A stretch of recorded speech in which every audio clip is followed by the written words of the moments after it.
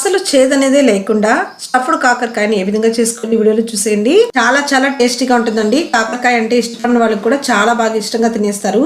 కాకరకాయని తీసుకుని శుభ్రంగా వాష్ చేసుకుని ఇప్పుడు మధ్యకి ఘాటు పెట్టుకుని లోపల ఉన్న గింజలంతా కూడా సిస్టమ్స్ కూడా తీసేయాలండి. కాకరకాయలు చేదు ఎక్కువ ఉంటాయి కదండి, చేదు అనేది లేకుండా దీనిపైన సాల్ట్ ని పసుపుని వేసుకుని ఊరబెట్టుకుని ఆ తర్వాత ఇందులో నుంచి వాటర్ అంతా కూడా ఈ విధంగా పిండేసుకోవాలి. అప్పుడే ఇందులో ఉన్న చేదంతా కూడా పోతుందండి. ఇప్పుడు స్టాండ్ లో ఆయిల్ వేసుకోండి. ఇప్పుడు ఇందులోకి ఈ కాకరకాయలను వేసుకుని బాగా ఫ్రై చేసుకోండి. ఈ విధంగా కలర్ చేంజ్ అయ్యేంత వరకు ఫ్రై చేసుకుని పక్కన దించుకోవాలి. ఇప్పుడు స్టవ్ మీద బాండిల్ పెట్టుకుని అందులో నువ్వులు, ధనియాలు, జీలకర్ర, కొబ్బరి ముక్కలు, వెల్లుల్లిపాయలు, మిరపకాయలు వేసుకుని బాగా ఫ్రై చేసుకోండి. ఫ్రై చేసుకుని మిక్సీ పట్టుకుని ఈ విధంగా పౌడర్ లాగా చేసుకోవాలి. ఈ పౌడర్ ని ఇప్పుడు కాకరకాయ లోపల స్టఫ్ చేసుకోవాలి. మొత్తం కూడా ఈ విధంగా ప్రెస్ చేసుకుంటూ స్టఫ్ చేసుకుని ఇప్పుడు స్టవ్ మీద కాకరకాయలను వేయించుకుని ఆయిల్ పెట్టుకుని ఇందులోకి వీటిని వేసుకుని బాగా స్టవ్ ని సిమ్ లో పెట్టుకుని ఒక 5 నిమిషాలు ఫ్రై చేసుకుంటే సరిపోతుంది. ఎక్కువేం అవసరం లేదు. అంతేనండి, ఎంతో టేస్టీగా అంటే స్టఫ్డ్ కాకరకాయ రెడీ అయిపోయింది. సూపర్.